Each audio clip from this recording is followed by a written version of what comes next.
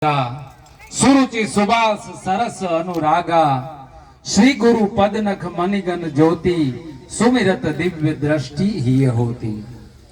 એવા પ્રાતઃ સ્મરણીય ગુરુદેવના ચરણોમાં વંદન કરી અને આ સભા મંડપમાં બિરાજમાન સૌને મારા સદગુરુ સાહેબ, આ સદગુરુ સાહેબ આટલા ધીમા મન લાગે જ્ઞાનના બોજ નીચે દબાઈ ગયા મારા વાલીડા. કારણ કે લગભગ ડોક્ટર સાહેબ 2 કલાકથી મારો ચાલી રહ્યો છે અને હું ઘણીવાર કહું છું રાજુભાઈનો ને એમનો પ્રેમ છે, પણ મોદી સાહેબના કેબિનેટમાં સ્થાન પામવું સહેલું છે અગ્રવાલ સાહેબ, એના કરતા અઘરું આ સભામાં આવીને બોલવું અઘરું છે. આ લાઈનમાં ઉભા રહેવા મળે સદભાગ્ય, કેટલા જન્મના પુણ્ય. આ તો સંતોની ગોદમાં. અમારો લોક કવિ એમ કે છે કે સંતોનો સ્વભાવ છે એવો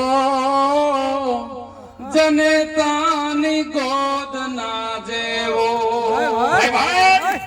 સંત સુમાત સુવરાવે અને સંત જગાડે ભેળવી દે ભગવાન. આ સંતોનો એ સ્વભાવ છે એવો એ જનેતાની ગોદ ના જેવો. બાપુ બાપુ આ માના ખોળામાં ઉભા હોય એવું લાગે. અહીંયા આપ સૌનું સાનિધ્ય હોય. અમારા પ્રવીણભાઈ ડોક્ટર સાહેબનું બહુ સુંદર આયોજન. અહીંયા બધાએ દિનેશભાઈ અને બધાએ વાત કરી, ખરેખર આનંદ થયો. અગ્રવાલ સાહેબ ને જોઈએ, પ્રવીણભાઈ સાહેબ ને જોઈએ ત્યારે 2 ચોપડી ભણેલા માણસો એમ કે ઈશ્વર નથી, ત્યારે આ મોટું ઉદાહરણ છે કે શરીરને આપણે બહારથી જોઈએ છીએ, આ બંને ડોક્ટર સાહેબો અંદરથી ઓળખે છે, હૃદયથી જાણે છે કે ઈશ્વરની કેવી અદ્ભુત રચના. ઈશ્વર તારી અકળ ગતિ પતંગિયાના પેટમાં બત્તી. આ નાનો એવો આગિયો હોય અને કેવો ઝબકારા મારે છે, ત્યારે આપણને પ્રશ્ન થાય કે દિનેશભાઈ આનું પાવર હાઉસ ક્યાં ગોઠવ્યું હશે? હે એવો આ દરિયા તણો ક્યારો કર્યો તો એનો કૂવો કેવડો હશે અને કોષ હાંકણનારી ખેડૂત ઊભો ક્યાં હશે? આ દરિયો તો ઈશ્વરનો ક્યારો છે. એમ કહેવાય કે દરિયા તણો ક્યારો કર્યો તો એનો કૂવો કેવડો હશે અને કોષ હાંકણનારી ખેડૂત ઊભો ક્યાં હશે?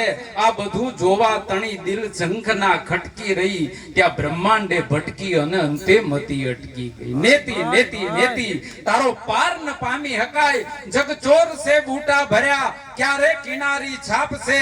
કહો એને ઘેર બીબા કેટલા હશે, રંગરેજ ક્યાં બેઠો હશે?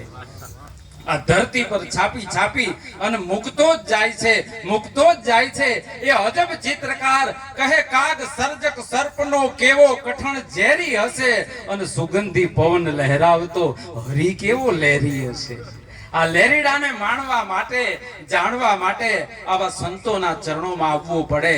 અને શ્રદ્ધા અને વિશ્વાસ. બેને હમણાં બહુ સરસ વાત કરી કે આ યુગ છે અત્યારે મેડમ હનુમાનજી ને કોમ્પ્યુટર 2 એક જ ગતિમાં ચાલે છે. માણસનો એક પગ ધર્મના ત્રાજવામાં છે, બીજો પગ વિજ્ઞાનના ત્રાજવામાં છે.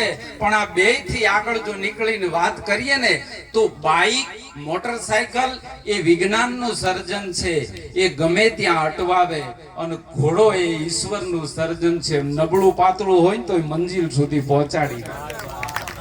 બસ યા દેવી સર્વભૂતેષુ શ્રદ્ધા રૂપેણ સંસ્થિતામ, યા દેવી સર્વભૂતેષુ ભક્તિ રૂપેણ સંસ્થિતામ, યા દેવી સર્વભૂતેષુ વિશ્વાસ રૂપેણ સંસ્થિતામ.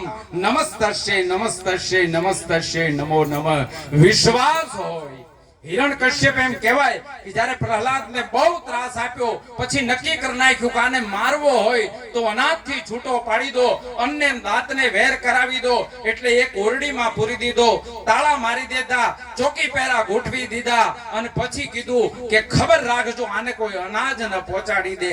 પણ બપોરે 12 નું ટાણું થયું ત્યાં હિરણ્યકશ્યપને કોઈ આવીને કીધું કે બાપુ પ્રહલાદને તો કોક જમાડતું હોય એમ લાગે છે, પ્રહલાદને કોઈ ભોજન ભોજન કરાવતું એમ લાગે છે. તાળા ઉગાડી નાખ્યા. ક્રોધમાં અંદર દાખલ થયો ત્યાં તો પ્રહલાદ ભોજનના થાળ માથેથી અમીના ઓટકાર ખાઈને ઊભો થયો. એટલે કીધું કે નાદાન, તને આ ઓરડીમાં જમવાનું કોણે આપ્યું? ત્યારે જવાબમાં પ્રહલાદ માત્ર ખડખડાટ હાસ્ય કરતો હતો. પ્રહલાદને હસતો જોઈને કીધું કે હું તને પ્રશ્ન પૂછું છું કે તને આ ઓરડીમાં જમવાનું કોણે આપ્યું? ત્યારે પ્રહલાદે કીધું હતું કે પિતાજી, મને તારી મૂર્ખતા પર હસવું આવે છે.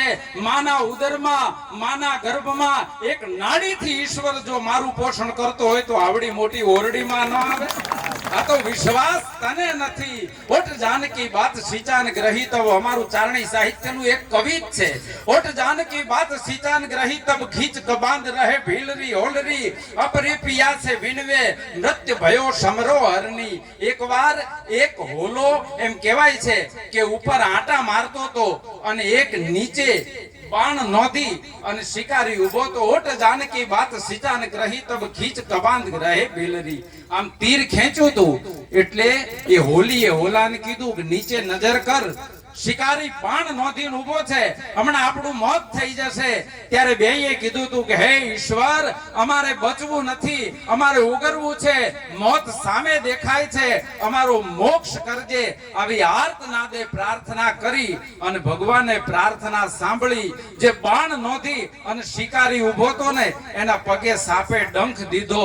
તત્કાલ કો કાલ ભોરિંગ ડસ્યો, દગા બાજકો બાન લગ્યો સરરી. ઉપર જે બાજ આટા મારતો તો ને એને વાગી ગયું. ઉપરથી એ મોત હટી ગયું, નીચેથી એ મોત હટી ગયું અને એનો જીવ બચી ગયો. તો આ ઈશ્વરની તાકાત છે, આ પ્રભુની શક્તિ છે.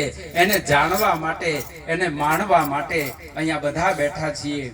ગૂઢ જ્ઞાન આ વિદ્વાનો પાસે હોય. અમારો ભગો ચારણ ઓધાજી, એમ મારા વાલા ને રાજુભાઈ આ ગીત જેણે લખ્યું ને એ ભગા ચારણે બીજી એક કવિતા લખી. એમાં એમ લખ્યું છે કે હમણાં જ આપણા ભૂદેવ આવીને ગયા, બ્રાહ્મણોએ સંસ્કૃતના શ્લોકોથી સમાજને ધર્મનું જ્ઞાન આપ્યું, પણ એમાં માણસનો પલ્લો પડ્યો નહીં, ટપ્પો પડ્યો નહીં. એટલે માણસ અટકી ગયો અને પછી આપણા કબીર સાહેબ જેવા નીકળ્યા, એને સીધી સાદી ભાષામાં સમજાયું.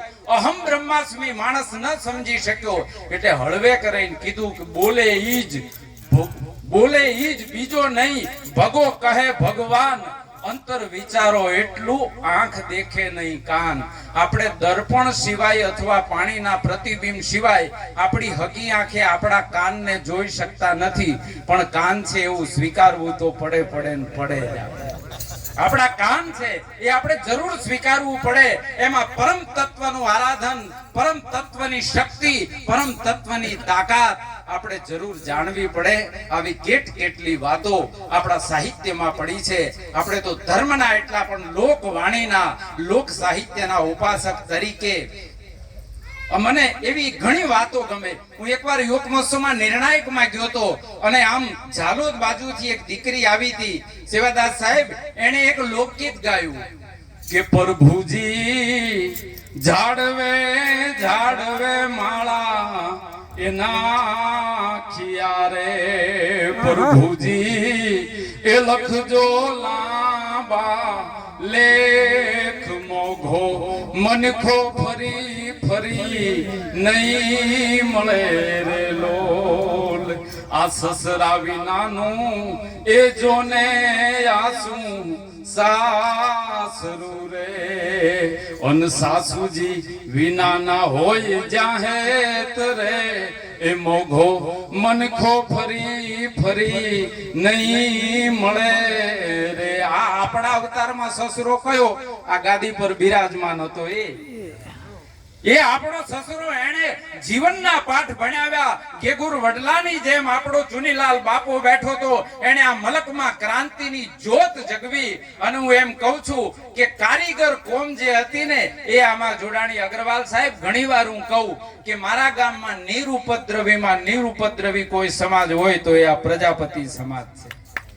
એની સાથે રહેવાની મજા આવે. એવા બધા સમાજોને ચુનીલાલ મહારાજે જોડ્યા અને આ ધર્મની જ્યોત જગાવી. સારા માણસનો સંગ થાય. આમ તો આપણે એમ કહીએ કે દિનેશભાઈ, સારા માણસનો સંગ થાય ને તો જીવન સુધરી જાય, પણ ઘણીવાર એવું નથી બનતું. આ ભૂતડા શંકર ભેગા આખી જિંદગી રખડ્યા પણ કોઈના છોકરા ગણપતિ જેવા થયા ભૂતના પેટના ભૂત જ હોય. એમ સારા માણસના સંગથી પણ સારી જગ્યાએ, સારા કુળમાં, સારા ઘરમાં જો અવતાર લઈએ તો જીવનનો બેડો સાર્થક થાય. ઘણી ઘણી વાતો છે. મેં કીધું એમ તમે વધારે જ્ઞાનના બોજ નીચે દબાઈ જાઓ એમ વારાફરતી અહીંયા બહુ સુંદર આયોજન પ્રવીણભાઈ સાહેબે કર્યું.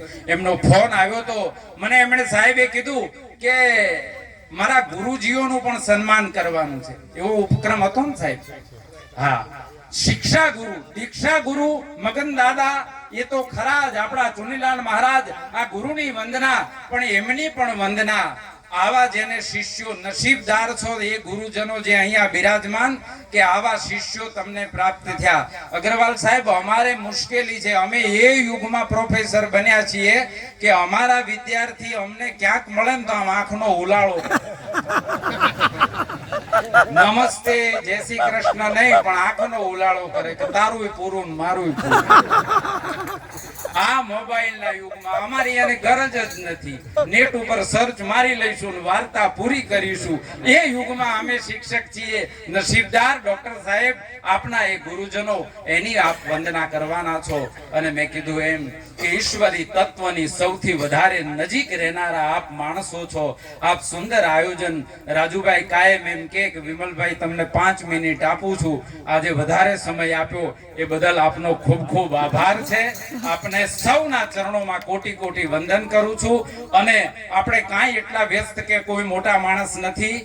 જ્યારે જ્યારે સમય હોય ત્યારે જરૂર આ ગુરુજીના ચરણોમાં ગળથોલિયું એકાદું ખાવા માટે આવી જઈશું. આપ આદેશ કરજો. સૌને સદગુરુ સાહેબ.